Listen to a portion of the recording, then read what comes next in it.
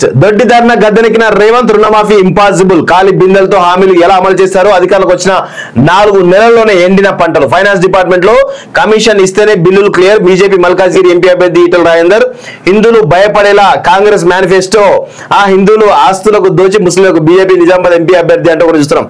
మోడీ వెంట్రుకకు సైతం Revanth సరిపోరు, Medak BJP Medak MP అభ్యర్థి రఘునందన్ రావు, మెదక్కు కేంద్రం నిధులపై బుక్ అంటూ కూడా చూస్తున్నాం. రేవంత్ రెడ్డి దొడ్డిదారిన గద్దెనెక్కారని, అందుకోసం అనేక హామీలు ఇచ్చారని బీజేపీ మల్కాజ్గిరి ఎంపీ ఈటల రాజేందర్ విమర్శించారు. అయితే ఓవరాల్ గా ఈ తెలంగాణలో జరుగుతున్నటువంటి ఎన్నికల్లో అసలు ఎక్కడ కూడా పోటీ లేని స్థానం ఏదైనా ఉంది అంటే అది మల్కాజ్గిరి. ఫస్ట్ ఈటల రాజేందర్ కి అసలు ప్రత్యర్థులు కనీసం ప్రచారానికి కూడా రావట్లేదు. ఆ రాగి లక్ష్మారెడ్డి ఎక్కడ తెలుస్తలేదు, సునీత మహేందర్ రెడ్డి ఎక్కడ నిన్న సీఎం మీటింగ్ నిన్న మొన్న జరిగింది నిన్ననుకుంటా.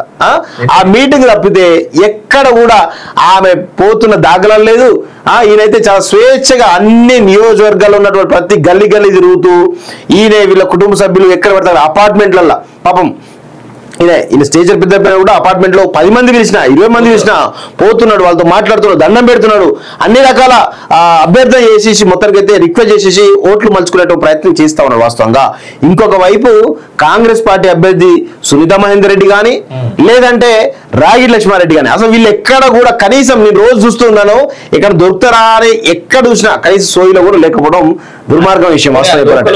ఫోన్ చేసి అన్న ఇయ్యాల మా ఏరియాలో వీడు వచ్చిన ప్రచారం చేసి అట్లా కూడా లేదా. అవును, లోకల్ కార్పొరేటర్లు ఆడున్న వాళ్ళందరూ బీఆర్ఎస్ వాళ్ళే కదా, ఎవరెవరు పట్టించుకుంటలేరు, ఎవరెవరికి ఫోన్ చేస్తలేరు. ఆడాడ మల్కాజ్గిరి సరౌండింగ్స్ లో ఒక 2-3 బీజేపీ కార్పొరేటర్లు కదా. ఇప్పుడు మల్కాజ్గిరి సంబంధించి క్లియర్ తీసుకున్నట్టయితే మైనంపల్లి హనుమంతరావు అయితే కీ మేజర్ లీడర్ అక్కడ. అసలు మైనంపల్లి హనుమంతరావు ఎక్కడున్నాడు? ఇక్కడ ప్రచారం కనబడుతున్నాడా?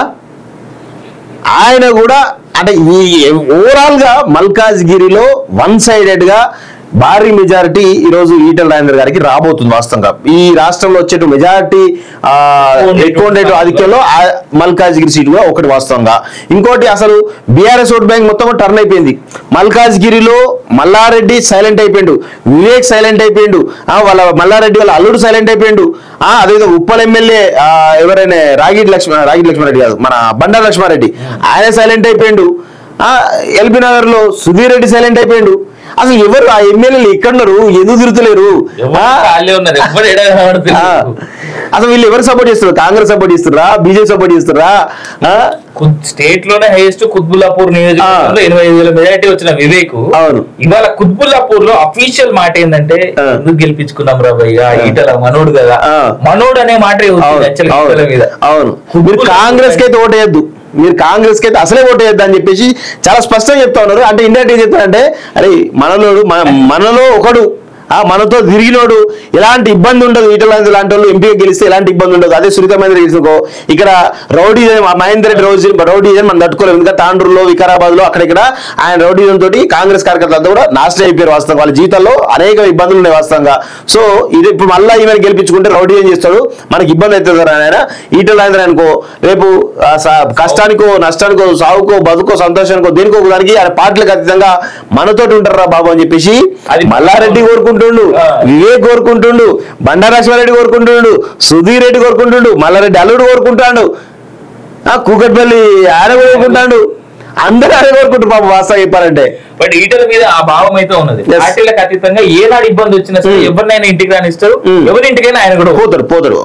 అంటే రాజకీయాలకు అతీతంగా ఏంటంటే రాజకీయాలు చూడడానే ఒక వ్యక్తిత్వం ఉన్నటువంటి వ్యక్తిగా, రాజకీయాలు విలువలు గల నాయకుడిగా ఈటల రాజేందర్ ఆ పేరు వాస్తవంగా. సో అదే ఆ యొక్క మంచితనమే ఈరోజు అమిత్ షాను కానీ మోడీని కానీ ఆకర్షించుతూ ఆయన యొక్క పాపం ఆయనను ఇంకా ఆయన ద్వారా తెలంగాణలో అధికారులు రావాలంటే ఒక దృక్పథంతో ఈరోజు ఈటల రాజేందర్నే ముందు పెట్టి రేపటి రోజున ఎలక్షన్స్ పోయే అవకాశం కూడా చాలా బలంగా ఉన్నట్టు మనకైతే చాలా క్లియర్ గా తెలుస్తా ఉంది వాస్తవంగా.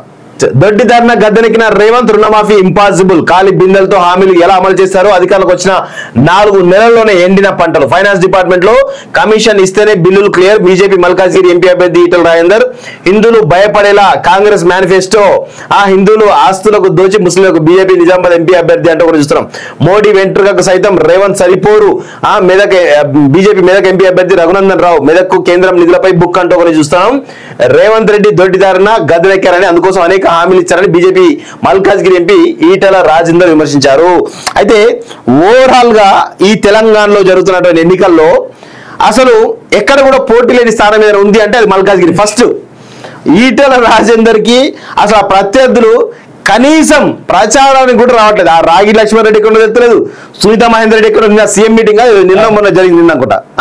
ఆ మీటింగ్ తప్పితే ఎక్కడ కూడా ఆమె పోతున్న దాఖలాలు లేదు.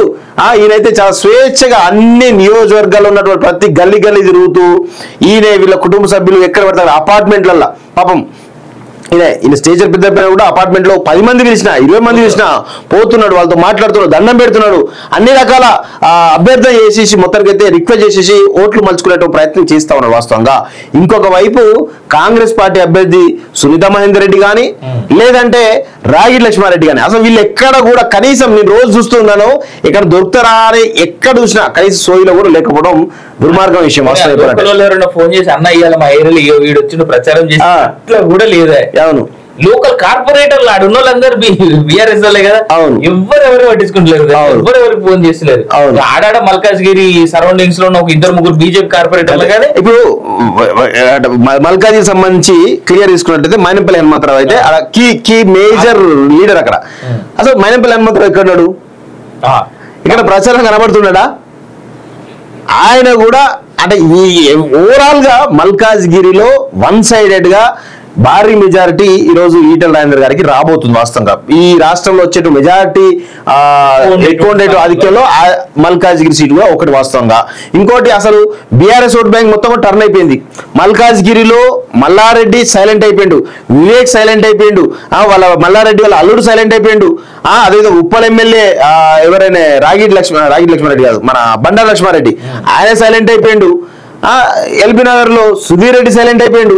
అసలు ఎవరు ఆ ఎమ్మెల్యేలు ఎక్కడున్నారు, ఎందుకు తిరుగుతలేరు? అసలు వీళ్ళు ఎవరు సపోర్ట్ చేస్తున్నారు? కాంగ్రెస్ సపోర్ట్ చేస్తున్నారా, బీజేపీ సపోర్ట్ చేస్తున్నారా?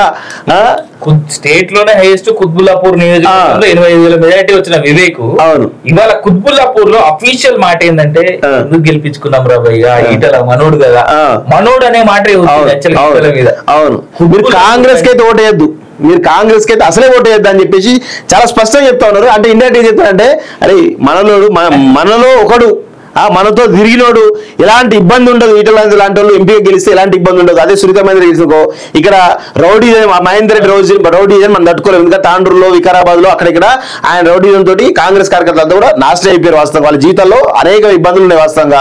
సో ఇది ఇప్పుడు మళ్ళీ ఈమెను గెలిపించుకుంటే రౌడీజం చేస్తాడు, మనకి ఇబ్బంది అవుతుంది కదా ఆయన.